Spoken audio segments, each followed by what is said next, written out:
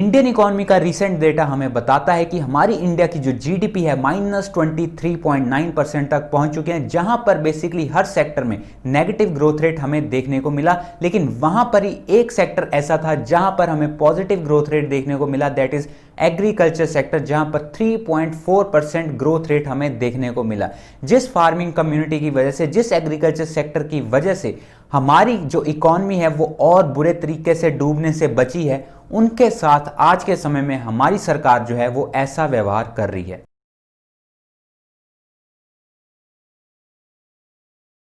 आज के समय में पूरी दुनिया में कोरोना वायरस के केसेस बढ़ते जा रहे हैं, लेकिन वहीं पर ही इंडिया में हर दिन हमें 90,000 से ज्यादा कोरोना वायरस के केसेस देखने को मिल रहे हैं। जहां पर सोशल डिस्टेंसिंग की बात कही जाती है, वहीं पर इंडिया में सोशल डिस्टेंसिंग की धज्जियां उड़ाई जा रही हैं, क्योंकि हमारी कंट्री में इस समय बेसिकली पंजाब और हरियाणा में फार्मर्स जो हैं वो वाइड स्केल प्रोटेस्ट कर रहे हैं। लेकिन इसमें भी उनकी मजबूरी है, क्योंकि सरकार ने कुछ ऐसे कदम उठाए हैं जिसकी वजह से जो फार्मर्स है, एग्रीकल्चर सेक्टर है, उनको काफी बड़ा झटका लगने जा रहा है। रिसेंटली हमारी सरकार ने 3 ऐसे एग्रीकल्चर ऑर्डिनेंस पास किए हैं जिससे एग्रीकल्चर सेक्टर में बेसिकली फार्मर्स का यह मानना है कि उन पर काफ़ी ज़्यादा बोझ आएगा और आने वाले समय में पंजाब हरियाणा में जो बेसिकली फार्मर्स है उन पर काफ़ी ज़्यादा प्रेशर आएगा और उनका जो रोज़गार था वो ख़त्म हो जाएगा। इसके चलते ही बीजेपी का सबसे पुराना अलायंस श्रोमणी अकाली दल, उसके एक यूनियन मिनिस्टर हरसिमरत कौर बादल ने भी उनकी सरकार के खिलाफ अपने कदम उठाए हैं और यूनियन मिनिस्ट्री से उन्होंने भी रिजाइन कर दिया। जहां पर सबसे पुरानी पार्टी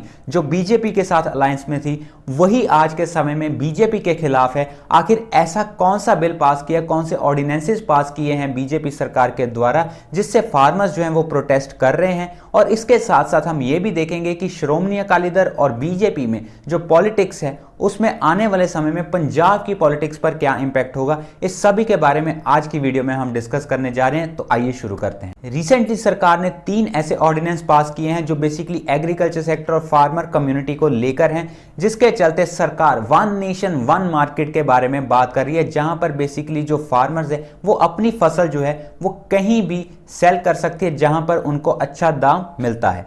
आज के समय में अगर हम बात करें तो हमारी कंट्री में जो फार्मर्स है वो बेसिकली अपनी जो उनकी फसल होती है उनको ही सेल करते हैं जहां पर होती है मंडीज या फिर APMC, that is agriculture produce market committees. Market committees बनाई गई है पिछले कुछ सालों में सरकार के द्वारा, जहां पर जो फार्मर्स है अपने रीजन में, अपनी सिटी में या फिर अपनी मार्केट कमेटी का जो उनका दायरा है वहां पर ही अपनी फसल को बेच सकते हैं थ्रू आड़तियाज और commission agent. Current agriculture system के बारे में अगर हम बात करें तो जो बेसिकली फार्मर्स हैं वो एपीएमसी या अपनी मंडी में ही अपनी फसल को बेच सकते हैं। उन मंडी से सरकार को काफ़ी ज़्यादा फायदा होता है, स्टेट गवर्नमेंट्स को काफ़ी ज़्यादा फायदा होता था और इसके साथ साथ फार्मर्स को काफ़ी ज़्यादा फायदा होता था, जिसपे उनको एमएसपी भी मिलता था, that is minimum support price. जो उनकी फसल को उनको मिनिमम दाम जो है वो मिलेगा ही मिलेगा।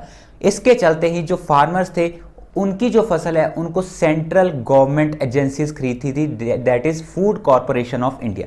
आज के समय में जो रीसेंट ऑर्डिनेंस सरकार ने पास किया है उसमें बेसिकली ये चेंजेस किए गए हैं कि जो सरकार है वो फार्मर्स की जो फसल होती है वो ना सिर्फ एपीएमसी या फिर अपनी मंडी में कहीं पर भी अपनी फसल को सेल कर सकते हैं, किसी भी प्राइवेट एजेंसी को सेल कर सकते हैं। बेसिकली सरकार वन नेशन वन मार्केट के बारे में बात कर रही है, लेकिन एक्चुअल में ये जो सिस्टम सरकार ने चलाया that is one nation two market.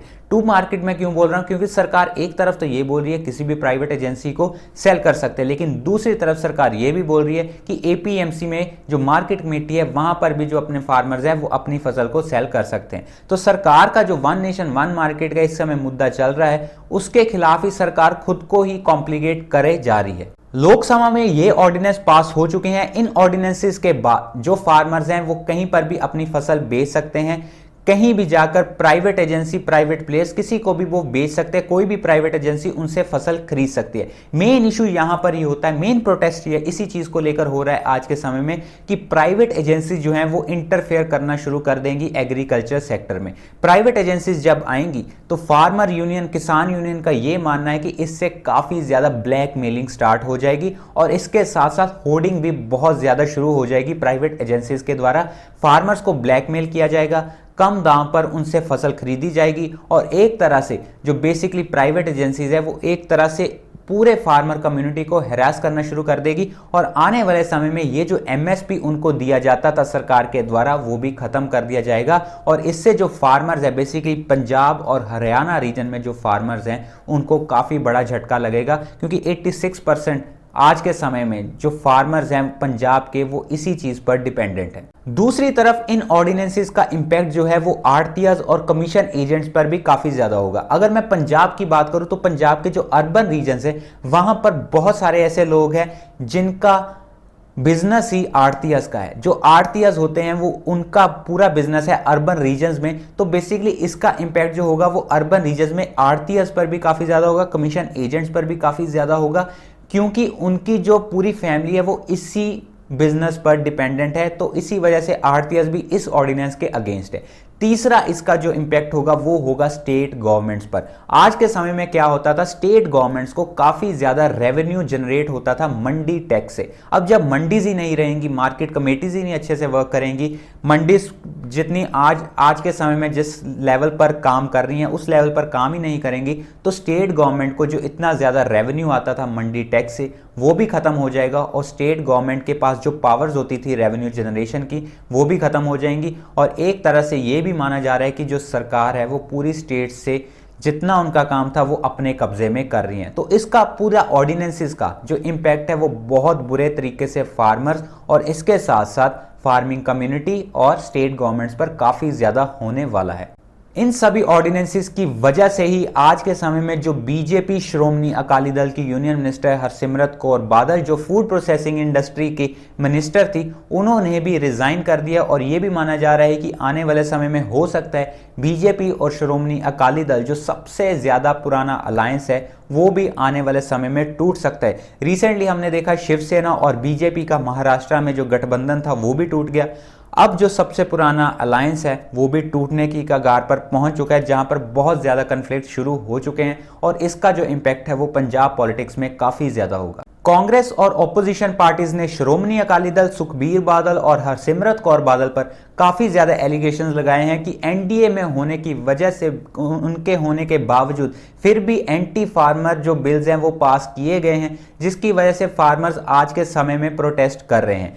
सबसे पुराना गठबंधन आज के समय में टूटने की कगार पर पहुंच चुका है और इसी वजह से अकाली दल ने यह फैसला लिया है कि वो अपनी जो यूनियन मिनिस्टर हैं उनको वहां से वापस ले लेंगे। क्योंकि अकाली दल के बारे में अगर मैं आपको बताना चाहूं तो अकाली दल का फार्मर कम्युनिटी पर काफी ज्यादा स्ट्रांग होल्ड है और आने वाले समय में पंजाब इलेक्शंस भी आ रही हैं, तो अकाली दल ये बिल्कुल नहीं चाहेगी कि पिछली बार की तरह जहां पर पंजाब में इलेक्शंस के दौरान उनको बहुत बुरी तरीके से हार देखने को मिली, फिर से ऐसी हार उनको देखने को मिले। इसी वजह से जो अकाली दल है उन्होंने ये स्टेप लिया है ताकि वो फार्मर कम्युनिटी पर जो उनकी बैकग्राउंड है, जो उनका स्ट्रांग होल्ड है, जहां से उनको सबसे ज्यादा वोट बैंक मिलता है, उनको खुश किया जा सके। इसी चीज को लेकर आज के समय में पॉलिटिक्स की जा रही है। इन ऑर्डिनेंसेस और इन बिल्स का जो इंपैक्ट है वो बीजेपी श्रोमणी अकाली दल का पंजाब पॉलिटिक्स में काफी ज्यादा होगा, क्योंकि बीजेपी के बारे में अगर मैं पंजाब पॉलिटिक्स में बात करूं तो उनका जो स्ट्रांग होल्ड है वो अर्बन एरियाज है। अब अर्बन एरियाज में बहुत ज्यादा कमीशन एजेंट्स हैं, आड़तियाज हैं, जिनकी वोट्स बीजेपी को मिलती थी, लेकिन अब आने वाले समय में जब ऐसा स्टेप ले लिया गया है तो बीजेपी को ये वोट्स हो सकता है आने वाले समय में ना मिले और इसकी वजह से जो श्रोमणी अकाली दल बीजेपी का गठबंधन था वो टूट भी सकता है। ऑपोजिशन पार्टीज यही इन पर दबाव डाल रही हैं कि ये जो गठबंधन है टूटना चाहिए, क्योंकि श्रोमणी अकाली दल जब एनडीए में है, एनडीए की जो कैबिनेट मीटिंग होती है उसमें ही कोई ऐसा स्टेप नहीं लिया गया। पहले तो जो श्रोमणी अकाली दल थी वो ये बोल रही थी कि इससे फार्मर्स को काफ़ी ज़्यादा फायदा होगा, क्योंकि वो अपना जितना दाम लगाना चाहते हैं अपनी फसल का उतना उनको मिलेगा प्राइवेट प्लेयर से। लेकिन जब पता चल गया कि फार्मर्स जो हैं वो प्रोटेस्ट करना शुरू कर दिया, हाईवेज ब्लॉक करने शुरू कर दिए, तो श्रोमणी अकाली दल ने लास्ट मिनट में ऐसी पॉलिटिक्स खेली कि उन्होंने रिजाइन कर दिया। तो आने वाले समय में इन सभी चीज़ का पंजाब पॉलिटिक्स पर काफ़ी ज़्यादा इंपैक्ट होगा और ये जो ऑर्डिनेंसेस पास किए गए, कहीं ना कहीं सरकार ने ये दिखाया है कि ये जो ऑर्डिनेंसेस हैं इनका पॉजिटिव इंपैक्ट होगा। लेकिन अगर पॉजिटिव इंपैक्ट होना ही था तो सरकार को चाहिए था किसान यूनियन के साथ इस चीज़ को डिस्कस करना चाहिए था। अगर सरकार की इंटेंशन सही थी तो सरकार को फार्मर्स के साथ और किसान यूनियंस के साथ इस ऑर्डिनेंसेस को डिस्कस करना चाहिए था पास करने से पहले। अब इस चीज़ का इम्पैक्ट फार्मर्स पर बहुत ज़्यादा होगा। एमएसपी जिसको लेकर काफ़ी ज़्यादा चर्चा होती है वो ख़त्म भी हो सकता है आने वाले समय में, जिसकी वजह से जो फार्मर्स हैं वो काफ़ी ज़्यादा परेशान हैं और बहुत ज़्यादा प्रोटेस्ट हमें हमारी कंट्री में पंजाब और हरियाणा में देखने को मिल रहे हैं। अब लास्ट में दोस्तों मैं ये चाहता हूँ कमेंट सेक्शन में आप अपनी राय ज़रूर रखिए। आपको क्या लगता है कि ये जो ऑर्डिनेंसेस पास किए हैं इससे आने वाले समय में हमारी कंट्री को फ़ायदा होगा या नुकसान होगा, फार्मर्स को फ़ायदा होगा या नुकसान होगा? आपकी राय होना काफ़ी ज़्यादा इंपॉर्टेंट है। तो दोस्तों ये थी मेरी आज की वीडियो। आई होप आपको अच्छी लगी होगी। अगर कुछ आपको सीखने को मिला लाइक कर दीजिए, शेयर कीजिए ताकि दूसरों को भी इस वीडियो से कुछ ना कुछ सीखने को मिले और जो चीज़ मीडिया आज के समय में कवर नहीं कर रही वो आपको पता चल जाए। तो दोस्तों ये थी मेरी आज की वीडियो। मेरे चैनल को सब्सक्राइब कर लीजिए आने वाली और भी वीडियोस देखने के लिए, साथ में बेल आइकन है प्रेस कर लीजिए फॉर रेगुलर नोटिफिकेशन। तो चलिए दोस्तों मिलते हैं हम अगली बार। बहुत बहुत धन्यवाद।